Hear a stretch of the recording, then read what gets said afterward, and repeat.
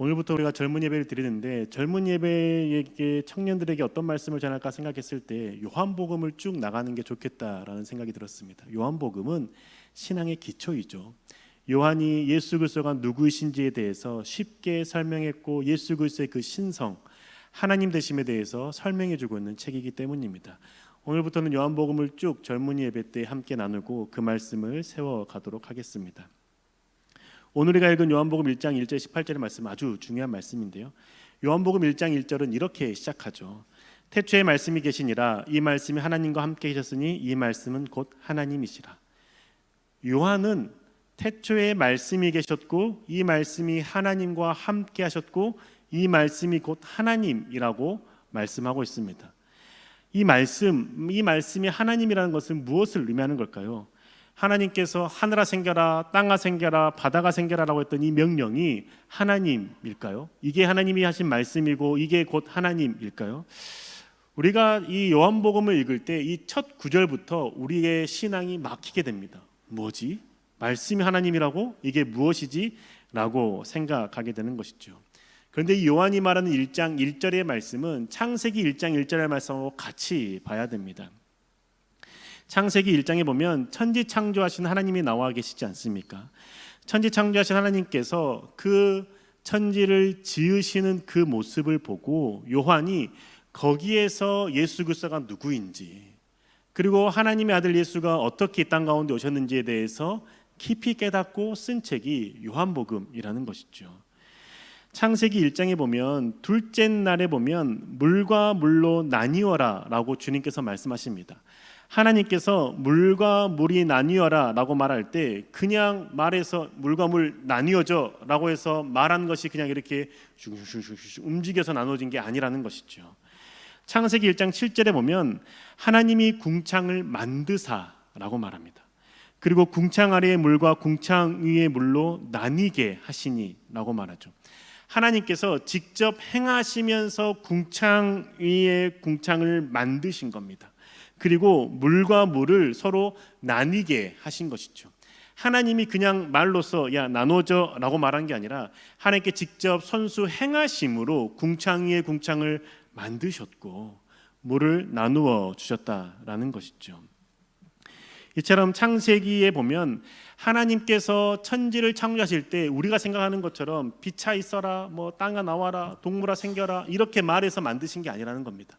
하나님께서 그때 당시 있었던 흑암, 혼돈, 카오스 상태였던 그 모든 것들을 질서를 잡으실 때 하나님께 직접 행하셨고 하나님께서 만지셨으며 하나님께서 일하심으로 천지를 지으셨다는 것이죠. 그런데 그 과정 가운데 하나님께서 유일하게 말씀으로만 창조하신 게 있습니다. 그게 바로 빛입니다. 하나님께서 태초에 천지를 창조하실 때 처음 가장 먼저 창조하신 게 무엇입니까? 빛이 있으라 하니 빛이 있었다라고 말씀하지 않습니까? 빛이 있으라 하실 때에는 오직 말씀으로만 빛을 만드셨던 것입니다. 그 다음에 둘째 날부터 만드는 그 모든 것들은 흑암과 공허와 혼돈 속에 있던 것들을 하나님께서 빚으시고 만드시고 조율하시면서 천지를 지으신 것이죠. 그러면 말씀으로 이 땅 가운데 온 것은 무엇입니까? 빛밖에 없다라는 것이죠.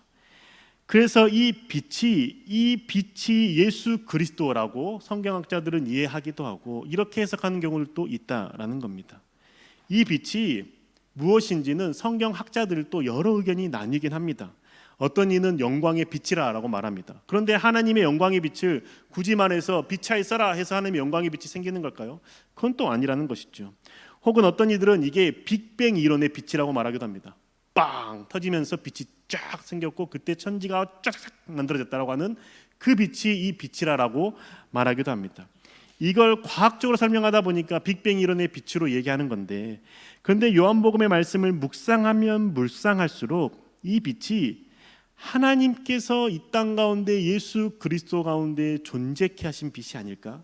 그걸 생각해 보게 되는 것이죠. 그런데 에게는 큰 맹점이 있고 큰 고민이 있습니다. 무엇이냐면 신은 창조될 수 있는가? 라는 질문인 것이죠. 이 빛이 예수 그리스도라고 말하면 빛은 하나님에 의해서 창조된 존재가 되지 않겠습니까? 그러면 이게 신이 창조될 수 있는가의 문제로 넘어가기 때문에 보수견에서는 너 이단이야 라고 말하고 저를 이단 시비를 딱 몰아붙일 겁니다. 근데 제가 이거 빛이 예수님이다 라고 명확하게 말하는 게 아니라 우리가 생각해 봐야 될 부분이라는 것이죠.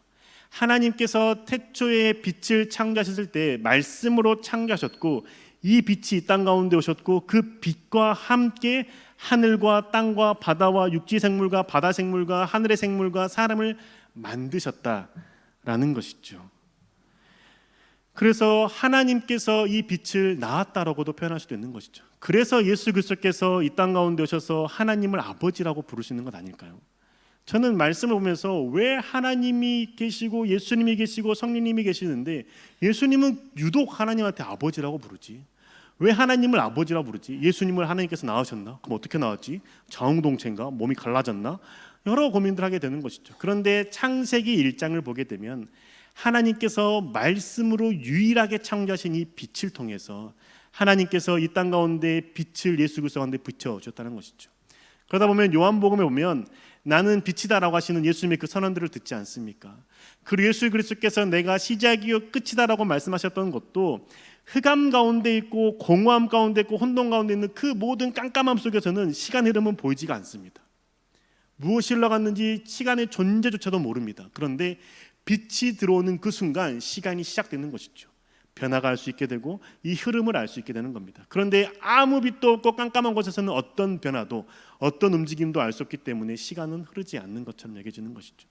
그런 예수 그리스도께서 이 땅 가운데 오셔서 내가 시작이요 끝이다라고 말씀할 수 있는 게 아닐까, 그런 생각들을 해보게 되는 것이죠.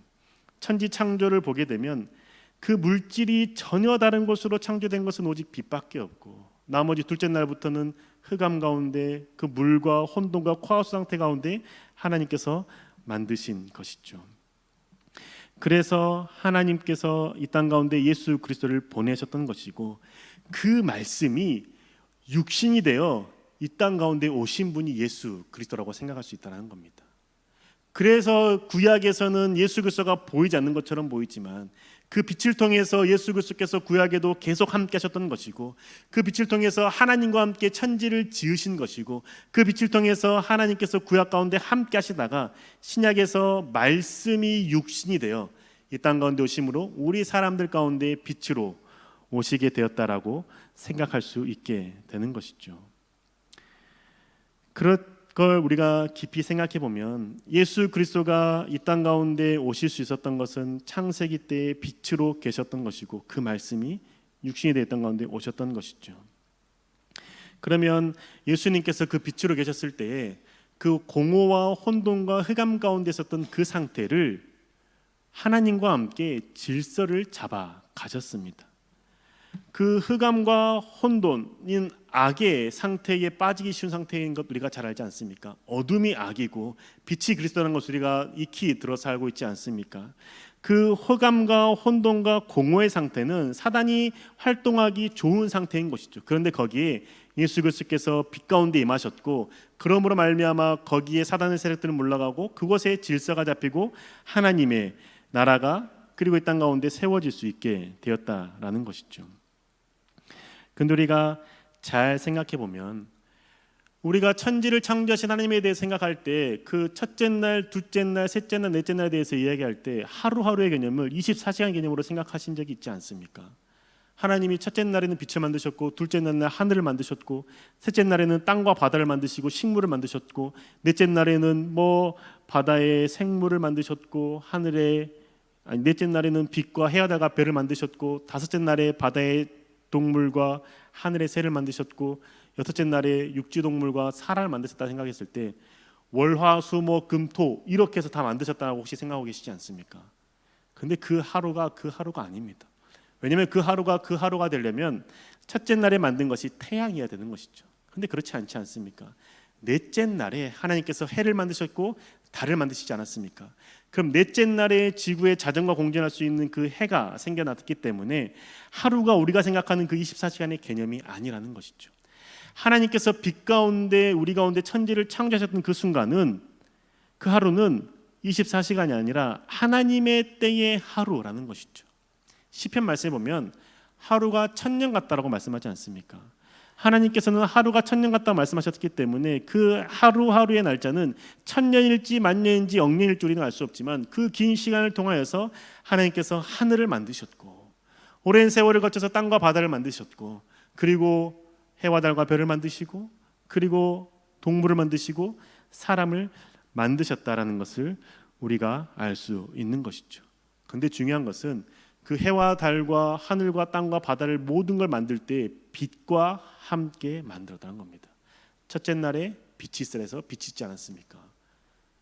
그래서 요한복음 1장 3절과 4절의 말씀은 이렇게 이야기해주고 있습니다. 만물이 그로 말미암아 지은 바 되었으니 지은 것이 하나도 그가 없이는 된 것이 없느니라. 그 안에 생명이 있었으니 이 생명은 사람들의 빛이라. 아멘. 만물이 그로 말미암아 지은 바 되었으니 지은 것이 하나도 그가 없이는 된 것이 없느니라. 빛이 있을 때 그 다음에 천지가 지어진 것처럼 모든 빛 가운데 하나님께서 예수 그리스도와 함께 천지를 지으셨다라는 것이죠. 그리고 생명이 있었고 그 생명 안에 있는 것이 빛이다라고 말씀합니다. 예수 그리스도가 빛이지 않습니까? 그런데 사람들이 그 빛을 깨닫지 못합니다. 왜 깨닫지 못할까요? 여러분, 우리 인간이 무엇으로 만들어진지 아십니까? 흙으로 만들어지지 않았습니까? 흙은 어떤 상태였던 것이었습니까? 흑암과 혼돈과 카오스의 상태였던 게 흙이지 않습니까? 그 흙으로 만들어진 존재이기 때문에 우리가 빛 가운데 나아가지 않으면 우리는 계속 어둠을 향해 갈 수밖에 없다는 겁니다.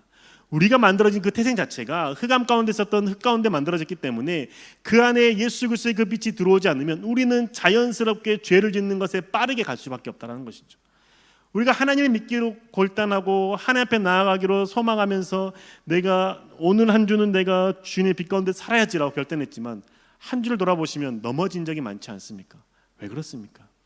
매 순간 빛 가운데 나아가지 않으면 우리는 흙 가운데 만들어졌던 흑암 가운데 있던 우리의 태생이 하나님 앞에 나아가지 못하게 하고 어둠 가운데 있게 할 수밖에 없기 때문인 것이죠. 그 소리는 죄 가운데 빠질 수밖에 없는 존재라는 것이죠. 근데 그 죄 가운데 빠질 수 있는 존재를 그 빛 가운데 만드셨기에 빛 가운데 나아가면 그나마 죄에서 벗어나서 승리할 수 있는 삶을 살아갈 수 있게 된다는 겁니다. 청예 때의 삶을 살아갈 때 빛 가운데 사는 것은 정말 쉽지가 않습니다.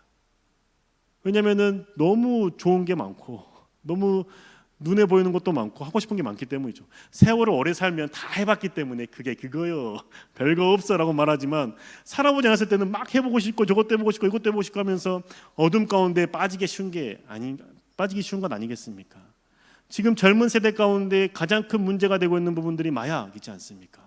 성에 대한 문제들이 들어오고 있지 않습니까?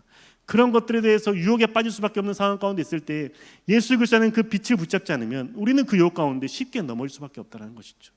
그런데 우리 청년들이 하나님 앞에서 그 어둠의 것에 빠지지 않고 하나님을 붙잡을 수 있도록 우리가 함께 기도해야 되지 않겠습니까? 우리의 마음을 죽게 되는 훈련을 도와야 되지 않겠습니까? 내가 빛 아래에 창조되었다는 것을 생각할 때 그 삶을 살아갈 수 있지 않겠습니까? 그 빛을 생각하지 않으면 우리는 계속 어둠 속으로 흑암 가운데 눈에 보기 좋아 보이는 것들을 쫓아갈 수밖에 없다라는 것이죠. 사람들은 빛 가운데 나아가는 것을 싫어합니다. 왜냐하면 빛에 나가게 되면 자신의 어두워진 부분이 드러나기 때문이죠. 부끄럽기 때문입니다. 벌거벗겨진 것 같은 느낌이 들기 때문에 그 빛 가운데 나아가기를 본능적으로 거부하게 되는 것이죠. 어둠의 상태를 도주하는 습성이 우리 가운데 남아있기 때문인 것이죠. 근데 하나님께서 우리를 빛 가운데 세우셨습니다. 우리를 빛 가운데 만드셨고 빛 가운데 하나님 앞에 나아갈 수 있도록 우리 가운데 예수 그리스도를 보내주셨다는 것이죠. 그래서 그 빛 가운데 나아가 살고자 하는 사람들은 예수 그리스도를 영접하게 되고 하나님을 아버지라고 부를 수 있는 특권을 누리지 않습니까? 예수 그리스도께서 하나님을 아버지라고 부르며 하나님의 뜻을 살았던 것처럼 예수 그리스도를 믿는 청년들은 하나님을 아버지라고 부르며 하나님의 뜻 가운데 살아갈 수 있는 그 길을 보게 되고 알게 된다라는 것이죠. 그래서 우리 그 하나님 앞에 나아갈 수 있다라는 겁니다. 요한복음 1장 17절의 말씀은 이렇게 우리 가운데 가르쳐 줍니다. 율법은 모세로 말미암아 주어진 것이요 은혜와 진리는 예수 그리스도로 말미암아 온 것이라.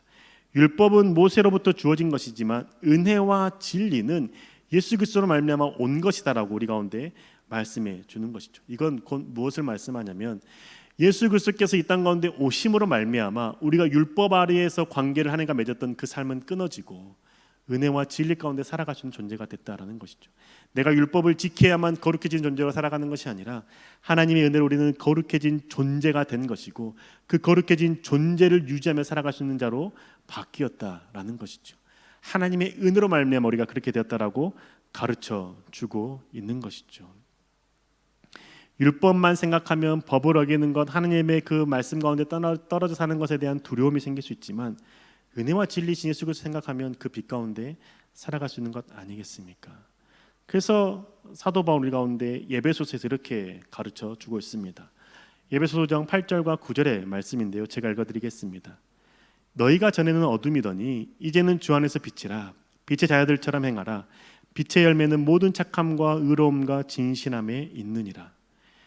이제는 우리가 어둠 가운데 있지 않고 빛 가운데 있다라고 주님께서 우리 젊은이들 가운데 말해주고 있다는 것이죠.